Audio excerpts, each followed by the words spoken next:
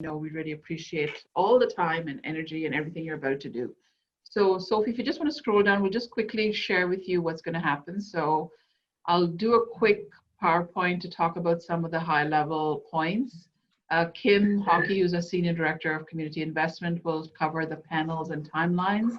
And then Marg will start to get into the nitty-gritty about the next steps and how it'll work. And then we will break out into the breakout groups, which is actually the most fun part of your presentation today. And then you'll get a chance to get to know each other by panel. So without further ado, Sophie, if you want to close that, and I'll share mine. Okay. So I'm going to skip through some of it just because you can find a lot of the information on our website. So certainly the mission and vision, which is something that many of you are familiar with. Our strategic direction, we'll leave that with you. The one thing that I want to just share with you is how our board views our community impact. So certainly a lot of the programs we fund and support look at intervention, support, and prevention. And I know our board is particularly interested in preventative programs. Recognizing that, we had even developed a prevention framework, and we were working with our agencies to start implementing that. They were they played a significant part in contributing to that, as did some of you around the table. We put that a bit on hold because right now I think we're all in intervention mode with the pandemic. So really it's ironic that right now we're talking about basic needs and feeding and food and shelter more than anything else. That being said, if we still find opportunity for prevention, that will always be a priority. The fourth bucket is something that we have been working on for a long time, which is addressing the root causes of issues. So issues, for example, with youth, we know our area has a really high rate of youth at risk, and we saw a significant number of youth who were homeless, a higher than average across the country. Many of the people who were homeless happened to be youth. So we certainly invested in time and energy and pulled together a collective initiative that address the root cause. And right now, a second issue that we're working on is the vulnerability of women in our community. We're seeing really high rates of abuse, assault. So again, our United Way works closely with partners, with agencies, with volunteers to look at how we can address that so we avoid a Band-Aid solution, which is, sometimes the simplest but not the most effective way to do things. When we look at our community impact, we've divided it into two. One is the work that we do in investing in programs, and that's what you're here for, meeting immediate needs, whether they're prevention or intervention or support programs. And then we also spend some of our time on collective impact, working with our partners on addressing root causes, looking at pilot programming to prove our theory of change, then actually implementing some system changes. And that's the exciting part of what we do. But the investment in programs is the most important work that we currently are doing to support programs in our community. So last year, through the programs that the panels recommended the board fund, we helped 59,000 people in our region, 42 agencies, 71 programs. What's quite shocking is just in the first 4 months of pandemic, and we haven't even had time to calculate the fifth and sixth months of the pandemic, but we helped 42,000 programs. We invested $1.6 million in 87 programs. Since then, we've had more funding come to us that we are investing. This 1.6 million is set over and above what we give our partner agencies in funding. So our agencies get about $1.9 million a year. We continue that funding through the first 4 months, through the first 8 months. We're continuing it right now. But we again recognize this is extraordinary times, and we really...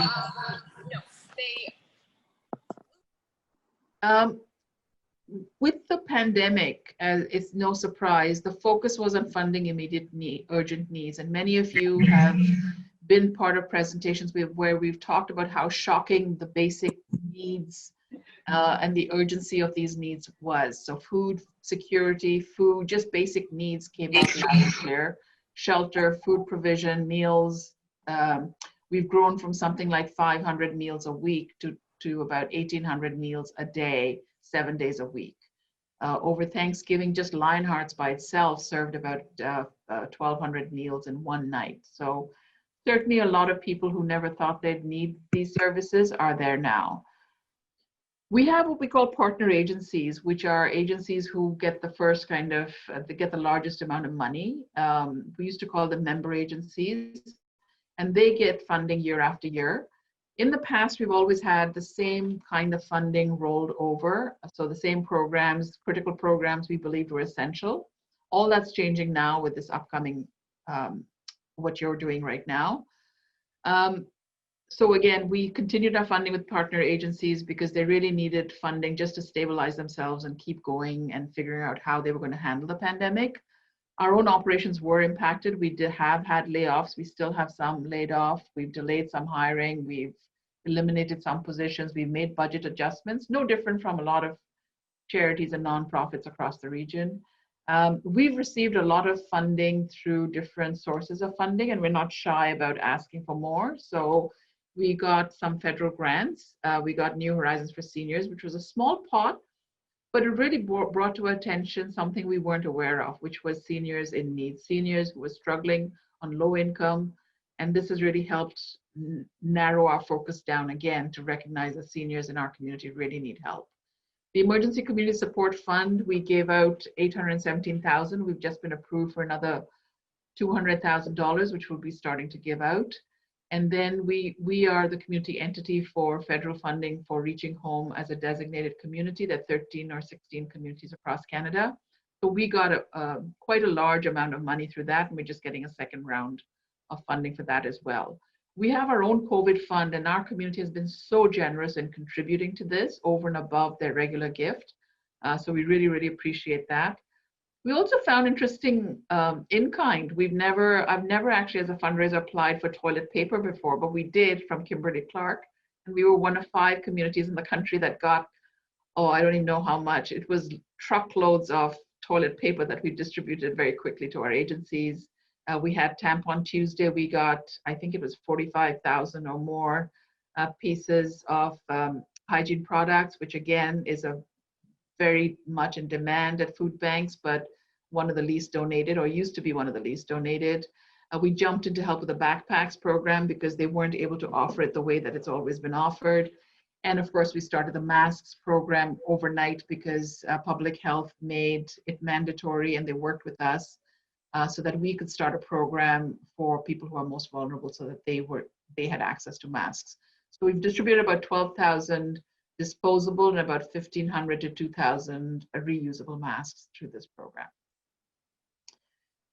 Any questions, feel free. You can either just shout out your question or add it to chat. I'm just going to, one of the things we recognize is it's going to be a different year for fundraising. We're not sure what our number is. We're in the middle of our fundraising campaign.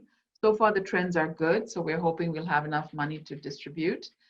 We lost some significant funding from KP Tours, which funded our youth initiative.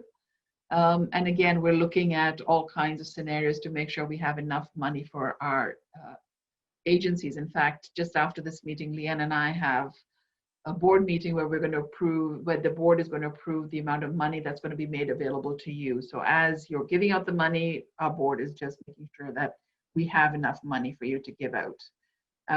We will need to draw on reserves, but our board has been fiscally responsible, and with the way our financials are, we've actually set up a big reserve just for rainy days like now that we can dip into to offset some of the shortfalls that may come as a result of increased demand. We know that agencies do a great job in finding different ways to serve clients. I cannot say enough about how much work has gone into adapting their programs. Meal programs became takeouts. Some agencies organized patios so they could serve their clients.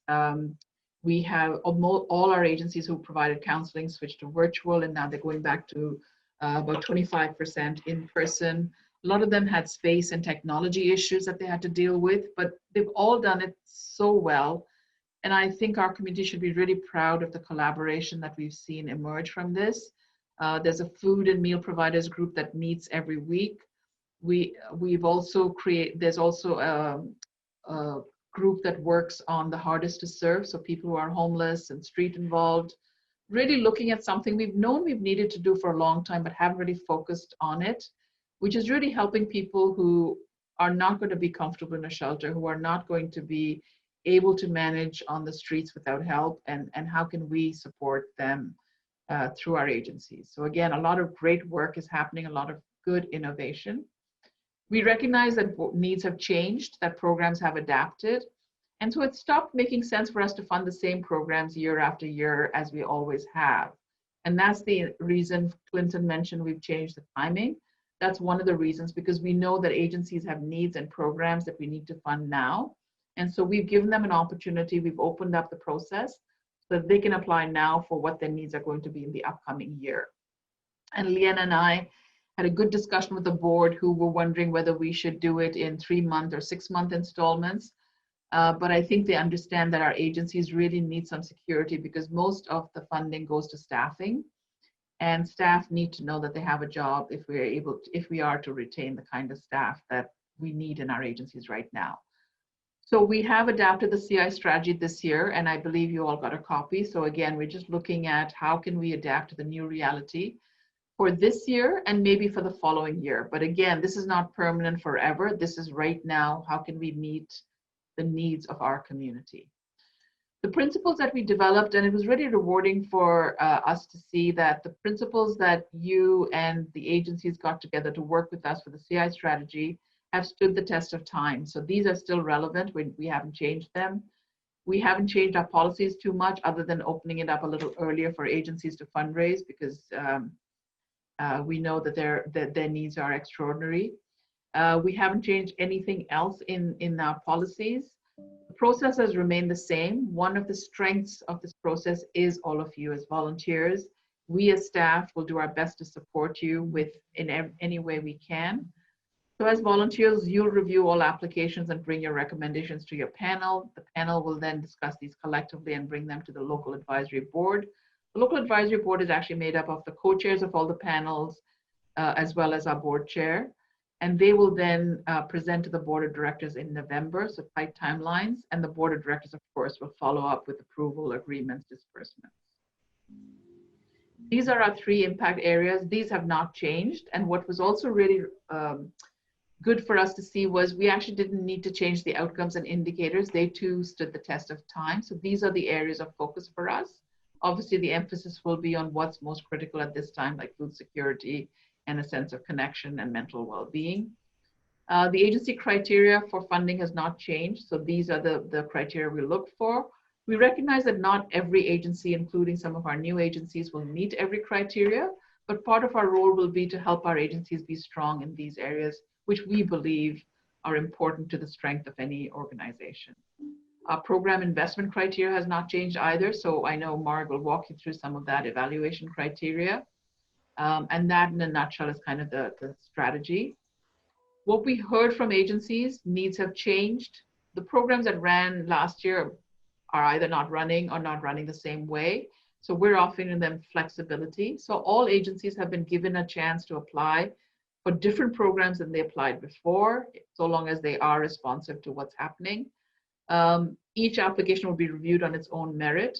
This time we learned from another funding stream that we worked on. We've asked the question, which I know many of you asked, can this program run without full funding from the United Way? And so that question is buried in there. So again, you can choose to recommend funding at the full level that they've asked for, or at an adapted level if you think that that would be worth it. Again, there's never enough money to go around, so some of those decisions will be tough. Our focus right now is on serving the most vulnerable. That's the filter we've used, and we've shared with agencies that at this time, we won't be funding universal programs that help everybody and anybody. We'll really be targeting the most vulnerable. So if it comes to a choice between programs, that's the filter that we'll use. Again, it's not a permanent change, it's responding to the current situation. The timelines have changed. We have allowed agencies through this process to apply for a maximum of $50,000 per program. And a couple of agencies have been a little over creative in how they've done that, but our notes will help you guide you. plus our staff will be available for any input or insight. But agencies can apply for more than one program. And this really opened it up for many of our agencies who were stuck with the same program forever and ever. And this is allowing them a little more flexibility. I'm just going to skip through some of this because it's repeating what I've said. Our priorities are basic needs, addictions, mental health counseling, and supports. But again, I will leave it to you to decide what to recommend. Again, we're trying to encourage agencies not to rely just on what they previously got. So it's a fresh approach. Programs responding to pandemic, obviously our priority. And in each case, they have to make a business case for their program. The focus is on the most vulnerable, and the CI strategy, we've included what we mean by an equity lens. Yeah, and I'm going to open it up if anyone, I know that was a quick run through, but any questions? Anything that didn't make sense?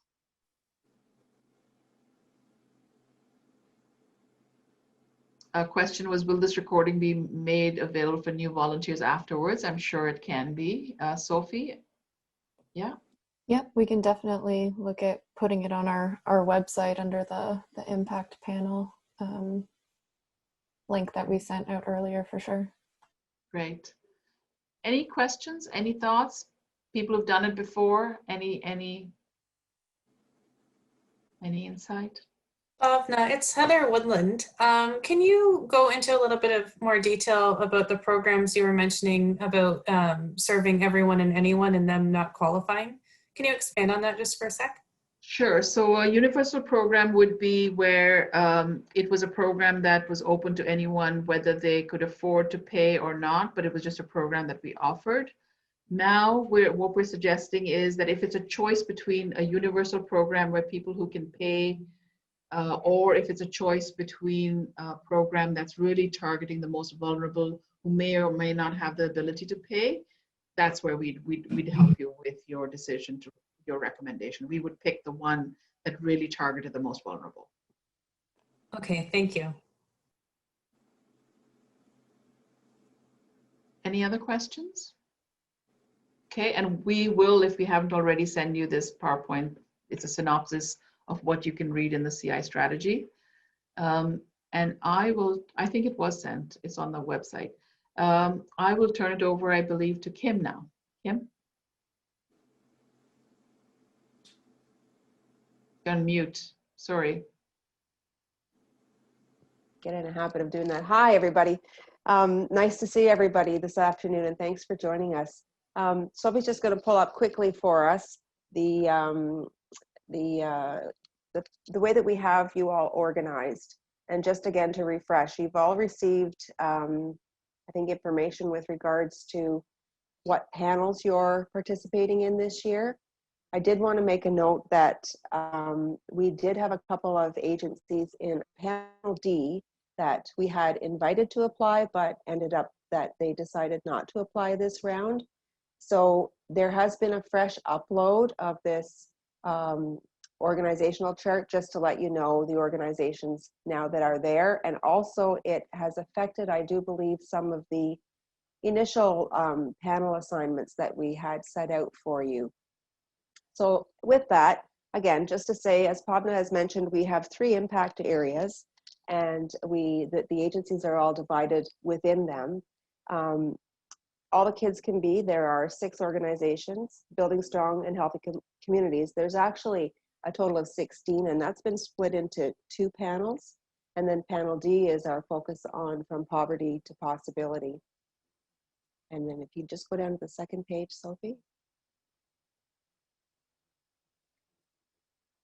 Scrolls down. Yeah. And so with our process, Bhavna's mentioned, and as you're all aware, we've had to do some shifting around in order to have our response this year. We had our applications come in on the 9th of October, and a first orientation last week, and thanks for joining us for that, and thanks for coming back again this week, just to do a little bit deeper dive and to provide a little bit more time to provide you with some information and give you a chance to ask some questions.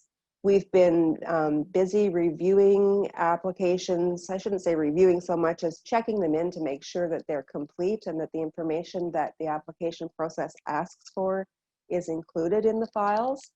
And some of you may have also started to receive invitations for the virtual site visits that are being scheduled. So again, it's really quick timeline, and we certainly appreciate all of your support and all of your flexibility to be able to work with us on this. We've got agency site visits starting as soon as Monday, and if you have not had a chance to reply back to Natalia to let her know to confirm that the dates that you had provided initially for us, that they still work for you, if you could do that, that would be really appreciated. And simultaneously, we're sending out confirmations to both you as volunteers and then confirming with the agencies. And then in turn, we'll be sending you out invitations through Outlook and through Zoom so that we can have you join together for the panel site visits.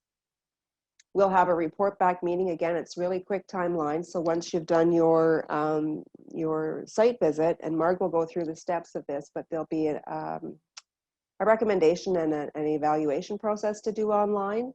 It will ask you to make sure that you have all of that information submitted to us so that we have it back in time to be able to collate and present back when you come back together as your panel to discuss all of the recommendations as a group.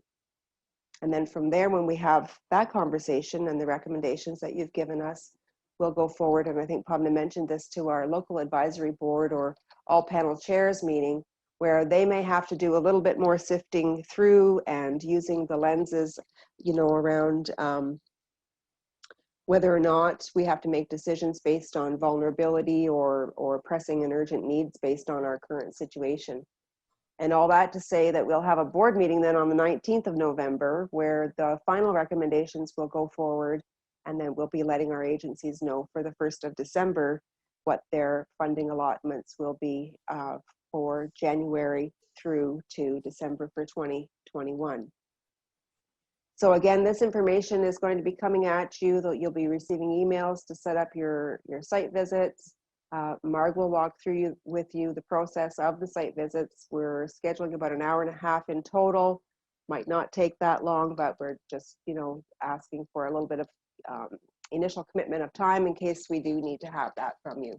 So thank you very much for joining us with this, and we're really looking forward to working with you. Looking forward to the breakouts when we're done here too to answer any questions.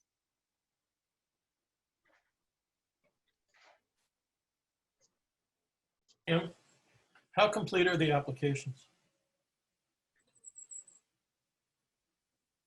They're not bad. Some of the new agencies are a little challenged, so we're giving them a little more leeway than we might otherwise have, especially someone like Lionhearts who's brand new to the process and to being an agency. But by and large, they've done a great job. We're not focusing too much on activities and outputs. The one challenge you'll find is that not everyone's budget is ready, especially with the unknown that's happening right now. So again, we've allowed a little more flexibility on giving us draft budgets, and hopefully by a site visit, they'll have something more fleshed out. Thanks. I think we can hand over to Marg. Hi, everybody. I'm going to go through some of the more practical aspects of your review.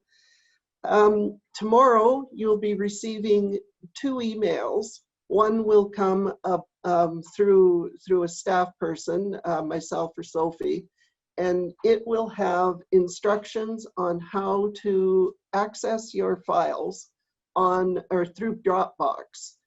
The other email that you're going to receive will come from our database from Andar, and it will have instructions on how to access files through Andar, and I'll explain the difference between the two. If you have never seen these applications before, and for the new folks, I'm sure you haven't, the Dropbox is usually the easiest place to start, because it gives you the application in a sequential order. It's like reading a book. You have a folder with the application in it, and it follows through from page 1 to page whatever, 70, 50, and you're seeing all of the information in a logical order. There's a separate folder for the financial information, which contains the most recent audit that the agencies have had, and some agencies are in the middle of their audits right now, so the information they've given us may be a previous year's audit, but that will be noted. And there will be 3 years worth of some financial information that's included as well. And a third folder that you'll see in the Dropbox is called uploads. And these are supplementary documents that the agencies have provided. It could be an annual report, could be, excuse me, a strategic plan, a risk management plan. It could be anything that's supplemental that was, it was asked for in the application, not necessarily that it had to be not necessarily bad that it wasn't submitted. There may be a reason. For example, some agencies don't produce an annual report, or they're in the midst of updating a strategic plan. But the fourth item that will be in the Dropbox is what's called a briefing note. And this is just usually just a one-pager. It primarily will give you some financial history of the funding to that, or funding from United Way to that work, or to that agency. Now, if you go through, you can do your review, your reading, familiarize yourself with the agency and with the programs they're asking for through Dropbox. However, we are asking you to do an evaluation, and you can only do the evaluation online through Andar. And so you will receive that link tomorrow to Andar, and the link will be to the 2 agencies you are reviewing. And one of the main documents that will be available in Andar, it's also available in the Dropbox, is a volunteer guide. And the volunteer guide will have all of this information that I'm giving you. It's written out, and you can follow the steps on how to do your evaluation. We have connected in the PowerPoint, there's our volunteer guide. In the PowerPoint, it was mentioned that there's criteria for programs and for agencies to be funded by United Way. And what you are evaluating, there are 11 questions that you need to be evaluating. Sophie, if you could go to page 11, the evaluation contents, if that's possible, in the guide. There will be a question like, for example, a governance question. Agency demonstrates effective board governance and oversight. On the right hand, well, my right hand side, those associated reference materials, that is where you will find the information that will allow you to rate that question. And this evaluation contents, it has all 11 questions. The first 6 deal with the agency, and then the remainder deals with, the remainder questions deal with the program. So it's a guide that's leading you directly to the questions that, or the resources that you need to answer the question. And when you're in the evaluation, when you're in Andar, these pop up, like the questions are listed sequentially. So question 1 comes up, there'll be a drop-down menu. There'll be, it'll tell you what the resources are, and you can directly, by clicking on them, you directly are taken to the resources. And you're asked to do a rating of 1 to 5 as to whether you feel that the questions have been answered. And we are asking that if you give a low score, say a 1 or a 2, that there is an area for notes, but we ask that you provide your rationale for why you have given that type of a rating. And this will be a basis for discussion at your at the next at your report back panel meeting. You will be doing this as individuals, not with your co-review partner. And at that meeting, it will be interesting to see if you came up with a 2 for a question and your partner, your reviewer, came up with a 4. So there's a difference there, and it'll make for an interesting discussion how we arrived at the different ratings. This method, and I know that a number of volunteers went straight in past years, have gone straight to the database and have gone to these survey questions, and that's up to you on how you do that. But this will move all over throughout the application. It doesn't necessarily go in a sequential order. So it's up to you whether you want to use the Dropbox or whether you want to use Andar. However, you can only do the rating in Andar and not in Dropbox. And you will also be given a password for the Dropbox. We'll be giving you that tomorrow. I'm just going to switch gears now and talk about the site visits. I had an interesting call this afternoon from an agent from one of our agencies that has submitted an application, and she immediately thought that a site visit meant that she had to take us on a tour of their premises using a camera. And I said, by all means, if that's possible, that would be just wonderful. However, that's not what a site visit, it's not what we mean by a site visit. So the purpose of the site visits are for you, the volunteers, to learn as much as possible about the agency. The agency is going to be showcasing their agency and their programs. This is their chance to boast about what they do. And in most cases, you're probably going to be very overwhelmed by the information, what they're telling you. Nor if this were normal times, you would be doing a tour of the premises, like say the youth shelter, whatever. You'd be seeing everything in the building. But this is strictly through Zoom. This is virtual. We are allowing a half hour.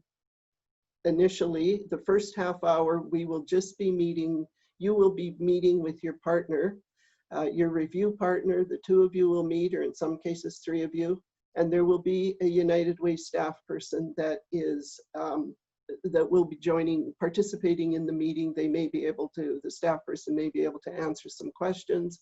They may be able to help you formulate the questions you want to ask.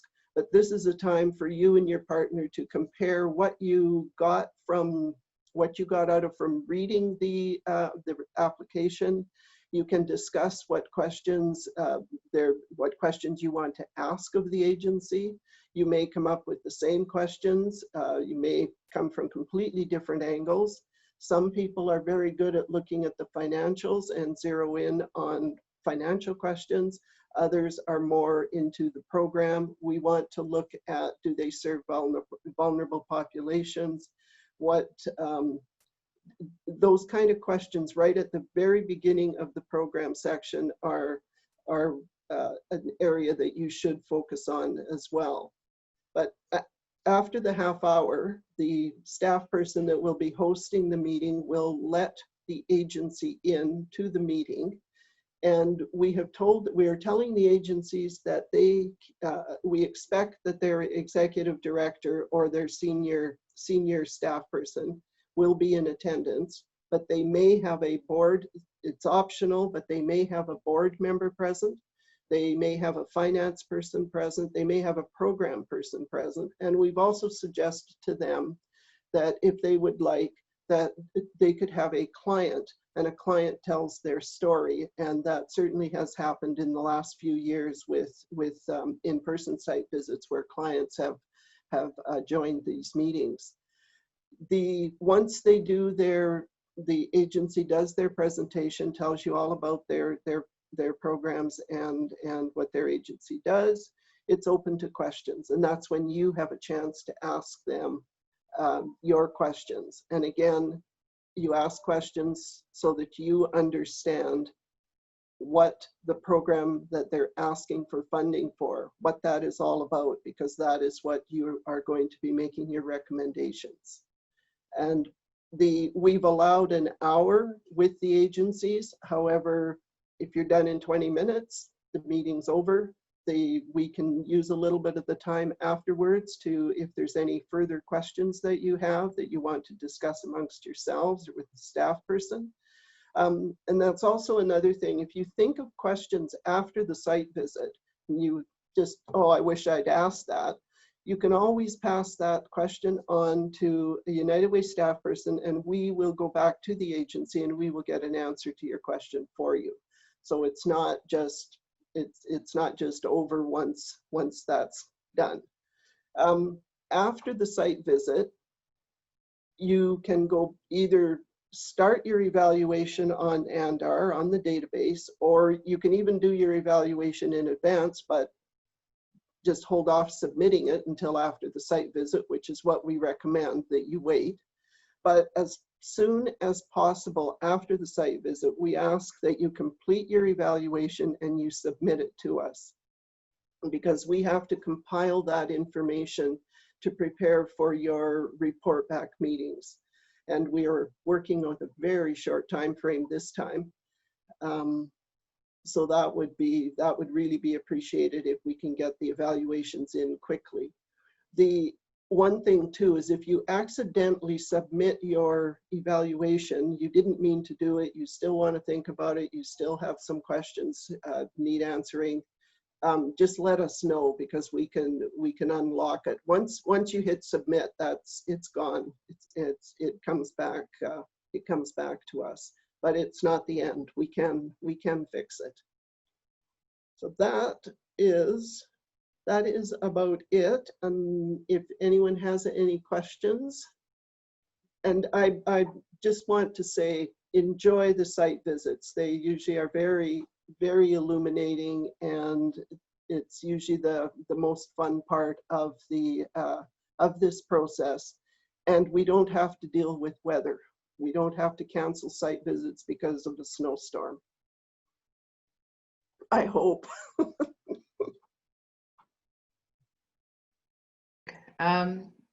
Any questions for Marg or Kim? Anyone who's done it before have any thoughts? A lot of it is familiar. I know Valerie, many of you, Sue, you've done these before. One thing that I said at the orientation first session, and I'll say again, is we're really counting on you to tell us what you really think. Don't worry about, don't stress too much about it. Just give us your best. Let's say you rate someone low, it's not the end of the world. We'll either work with the agency to bring them up to speed. It just helps. It's like a free evaluation of the agency that they get, you know, as consultants you're going in. So feel free to trust your gut, to tell us what you think. There's enough opportunity to discuss this with your colleagues. So I know Marg is always anxious to get the reports in. Just get them to her. You can always change your mind at a site visit, at the panel discussion. Tell us what you really think. Is that fair, Paul, Valerie? Is that, yeah? Yes, I would agree. Yeah.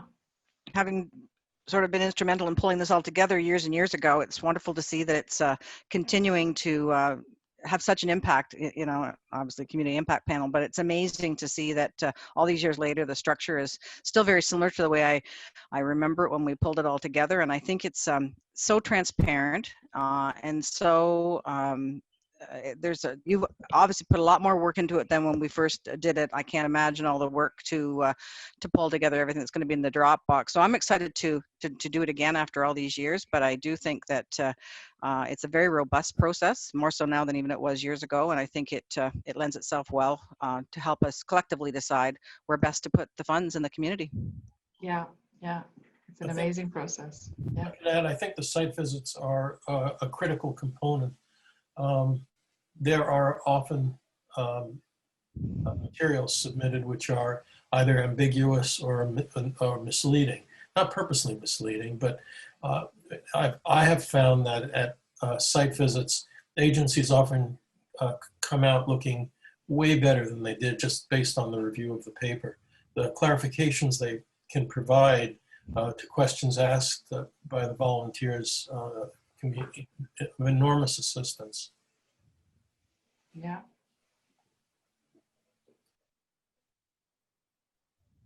Okay. So what's next, Mark? Our breakout groups. So is Sophie going to, so Sophie's going to do a magic and each one will break out? Yeah, so I'm gonna put everyone into their groups, and when I click open groups, there'll be a little bit of a countdown and we'll all disappear, but we'll reappear on the other side. So just 1 second here. What are we doing in our groups? Yeah. Okay, good point before Sophie makes us disappear. Yeah. Kim, do you want to walk us through that? Oh, yeah. So, I mean, we're going to put you into the panels that you're aligned with and assigned to. And we have with you either a co-chair or 1 or 2 volunteers who have been through the process before. And we just want to give everybody an opportunity to share some thoughts around, you know, tips for reviewing. I know Marga's done an excellent job of giving us an overview, but from an experience perspective, to just talk about some of the tips and tricks of working through a review process.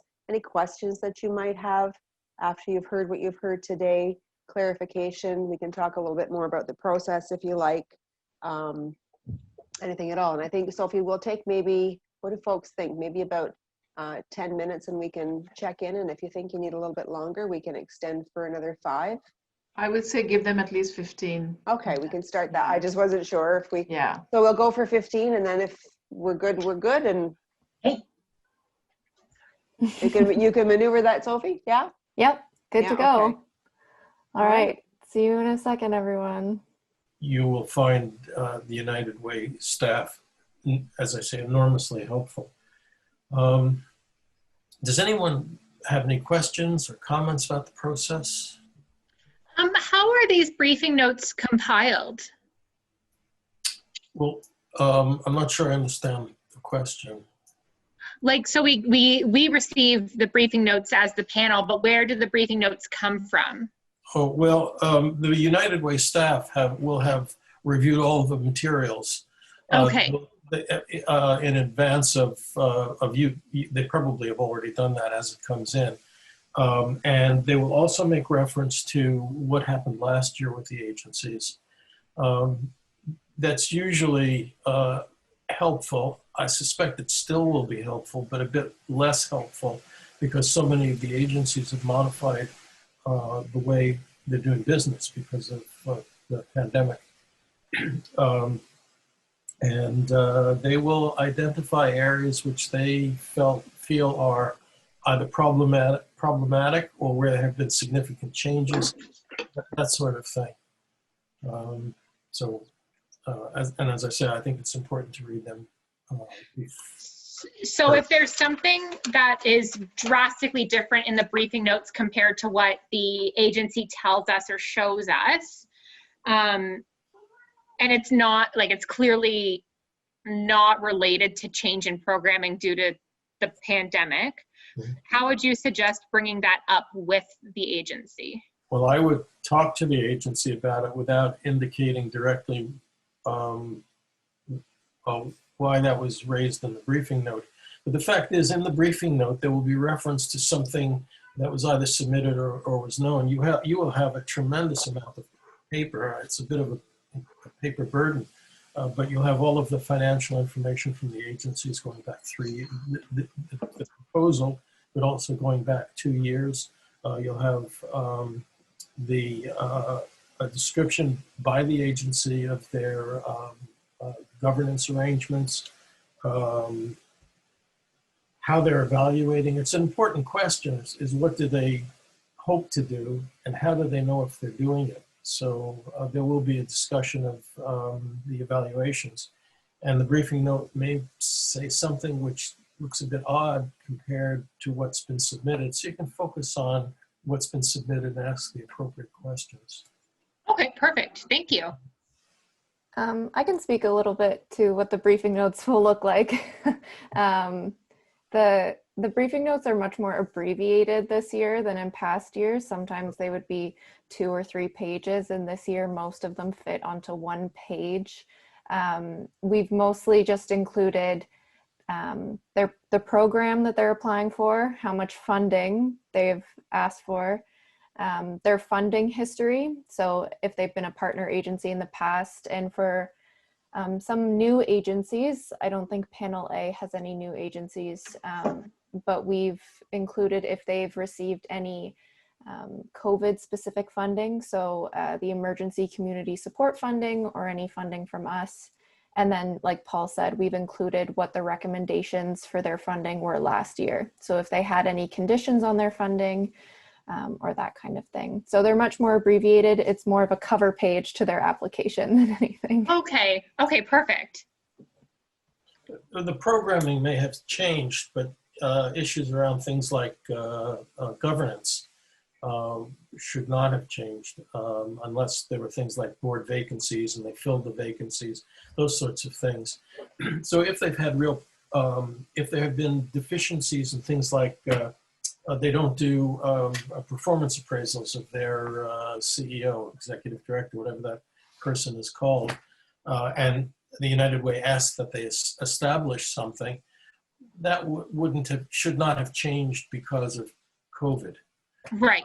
So you'll see things like that.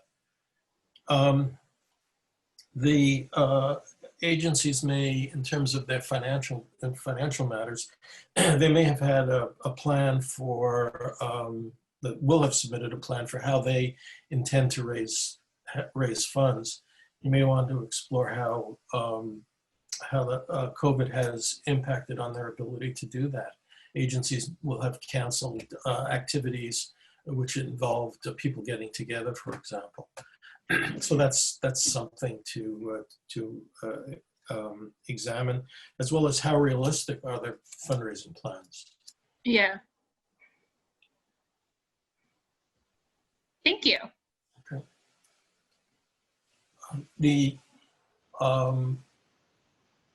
The evaluation section that agencies submit sometimes is a bit anemic, but it's important to ask them about that. If they should have a clear idea of what it is they want to accomplish. They also have to know if they've done that or not. So how have they planned to evaluate their activities? Mm-hmm. And it should be something other than simply counting the number of encounters that they've had. Now, encounters may be important, but is it 1,000 people who've come in once and then disappeared? Or, but it will obviously vary by program.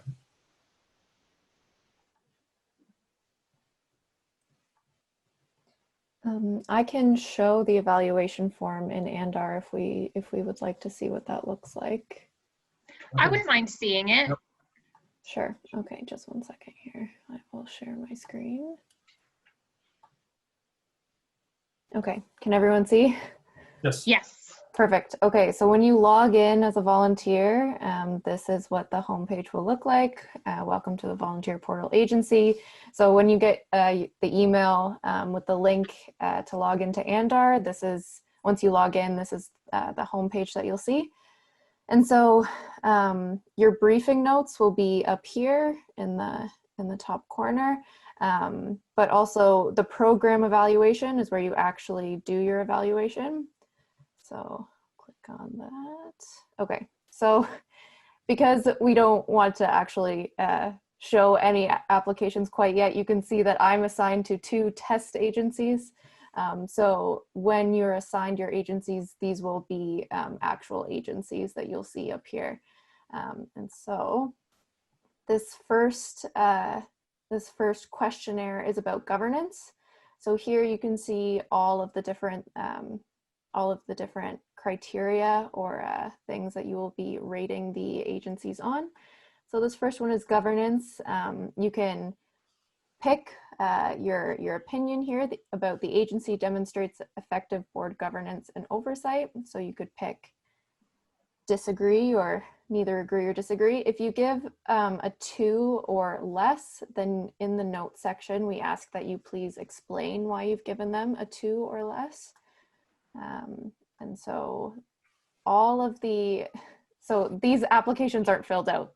Normally there would be much more information here, but just to show you, we've only put 1 letter or something in each field.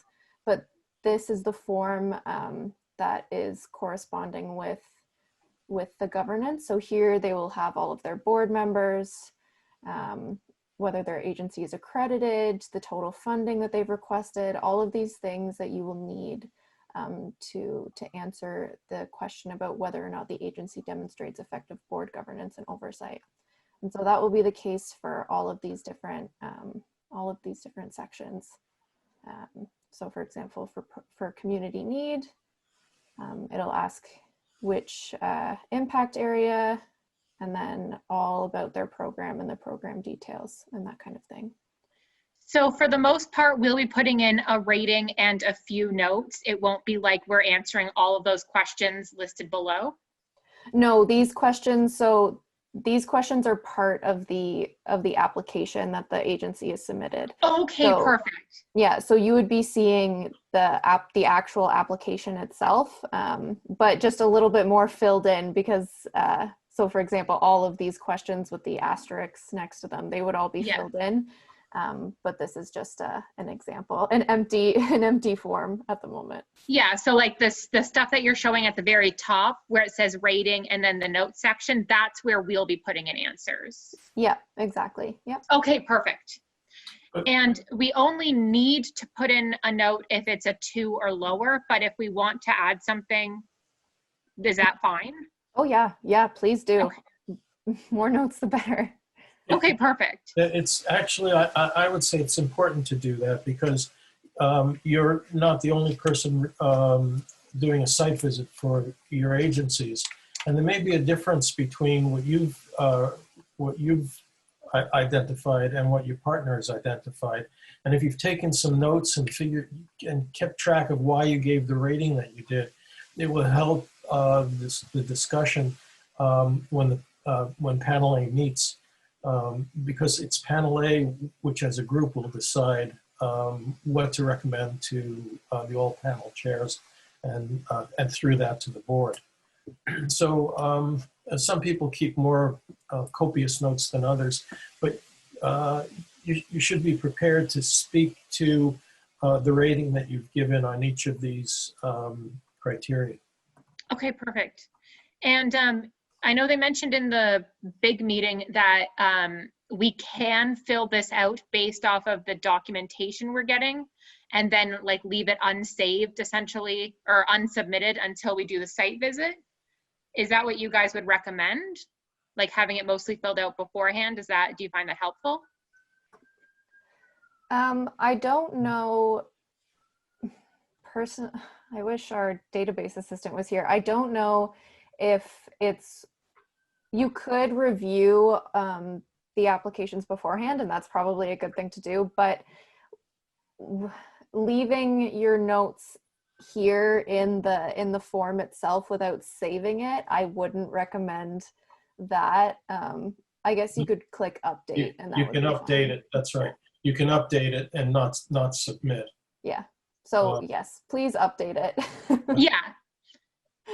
Or keep the notes like somewhere that it's not just like somewhere confidential. Yeah. Yeah, for sure. Okay, perfect.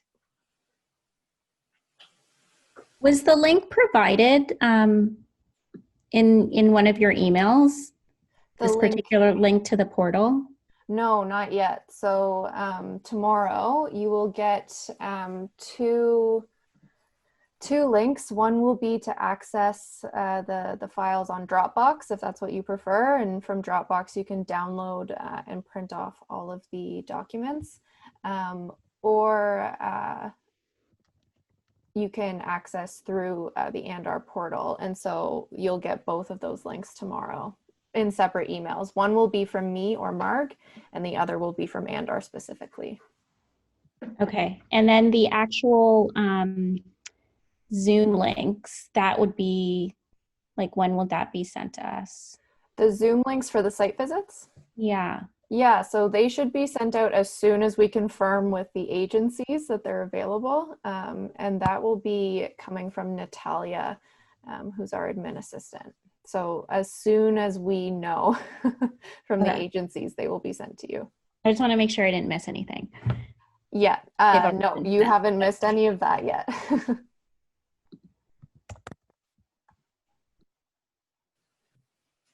Anybody else have questions, comments? Okay.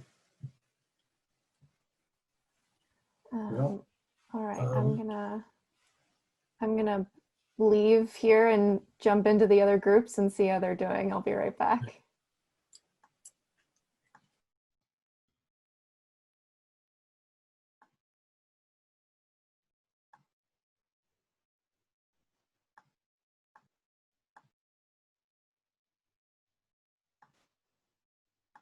It's good governance, for example. So there, it's actually like a checklist that's in that first section, all those questions, and it's like check box, check box, check box, yes, no, yes, no, yes, no. No might not be a bad answer, by the way, just FYI. But again, if you go back to the survey or questionnaire sheet that Marg went over, where it said like criteria on the left, and then look for information to see about that criteria on the right. As Karen has said, once you're reading through the application, you'll start, it'll sort of flow out of that. And if you've read through it and you still haven't got it, you can kind of go back and say, well, it should be somewhere in one of these areas of the application. Well, that's probably a question we should maybe be asking at the site visit if you can't find it or be satisfied. Yeah. Yeah. Is our time up? So? Sorry, yeah. Oh, It's been 15 minutes. I'm just checking in to see if we could use a couple more minutes, or what are we thinking? What's everybody else doing? Do we want a couple more minutes, guys? Panel A is pretty much wrapped up, but you are the first panel that I visited since them. So Okay. Well, by the time you get around to everybody, we'll probably be okay. How does that sound? okay, great. All right. Okay. Thanks. Thank you.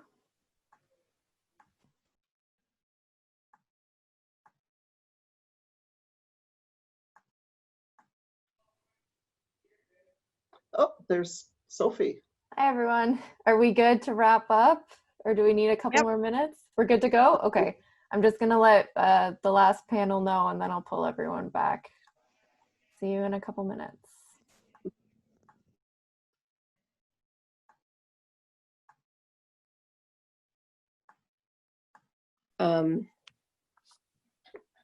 Let people not be able to offer their programs, but if there is a way we can do it to make the money go around further, that's really important to know.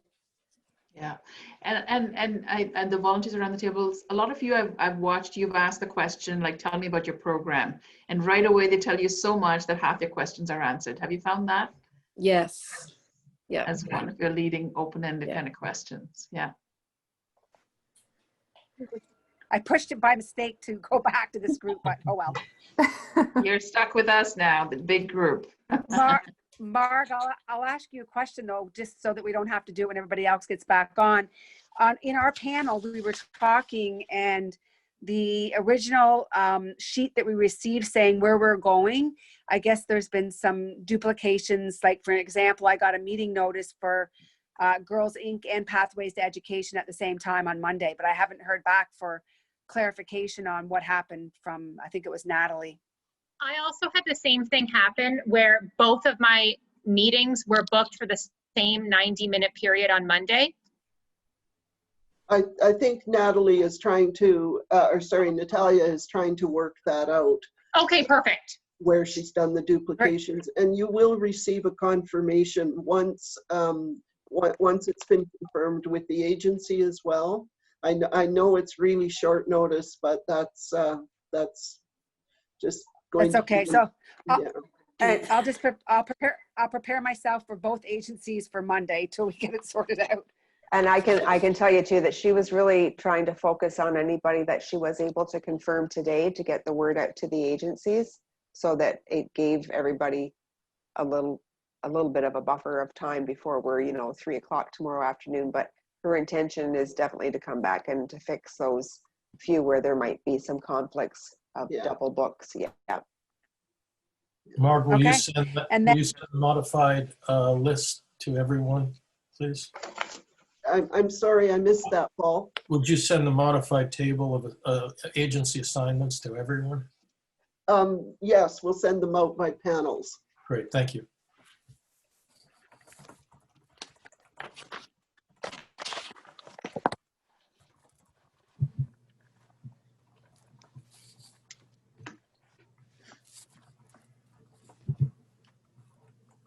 Okay. I think we have everybody back by the looks of the number there. Great. So who's wrapping up, Kim? Oh, we just wondered if you had any questions as we're back in the big group. We've answered a couple in terms of we will be sending out sort of an overall panel assignment with volunteers. Paul had asked that question. Does anybody have any burning questions before we tell you all thank you so much?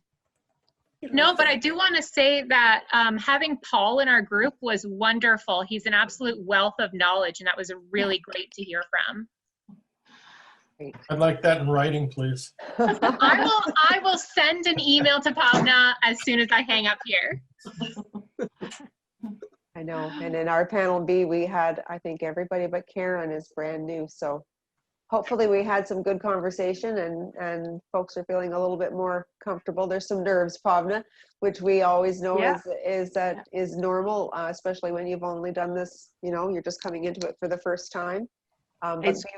It's good to have those nerves. It shows that they're taking it very seriously. Absolutely. Yeah. And we will definitely have a partner with you who has experience with the process, and you'll also have a staff person with you as well. So we're here to help. And again, just to say thank you so much. And can't tell you how much we appreciate your flexibility with the quick turnaround timelines that we do have this year. We're here as staff to answer any questions that you might have, even before you get on your site visit. If there's something that I know Sharon was wondering if we could be available, and absolutely don't hesitate to reach out to us, and we will definitely make sure that we've got that half hour with you before you ever start your site visit as well. And everyone, Sophie has Mark and Kim and your and my contact. Yes, they do. Yeah. Perfect. So again, feel free to reach out. There's no stupid questions. It's we encourage you to ask questions. We encourage you, as I think Mary Beth said, use your curiosity, learn more. We hope out of this process, much as we really, you're volunteering for the United Way, and it's amazing that you're doing this for the cause.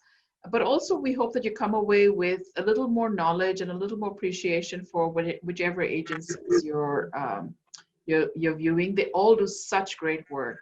One of the privileges of my job is working with volunteers. The second is working with agencies. These are amazing agencies.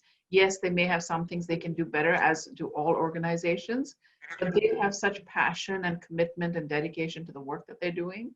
And I hope that you get a sense of that when you visit with them and you read about them. They're just doing fabulous work. And more we're recognizing now that these are really essential services for the people in our community. These are not soft, nice to have. These are really critical needs that people really need help at a time in their lives when they're reaching out. So it's really important that our agencies are equipped with whatever resources we can provide them to help them do the great work that they do. So every agency that's on the list is there because they are offering valuable programs. So go in knowing that. Our job is just to make sure that we give good recommendations around, or you give good recommendations around how much money we can invest in these programs, and if there are any opportunities for us to help them in different ways. So again, thank you so much. I think that's it. We've actually given you a couple of minutes in your day today. Yeah, it's good. Wonderful, thank you. Thank you. We'll see you on the fund distribution trail. Thank you. Bye, everybody. Have a Thanks. good evening. Thanks so much. Bye. Good night. Nice.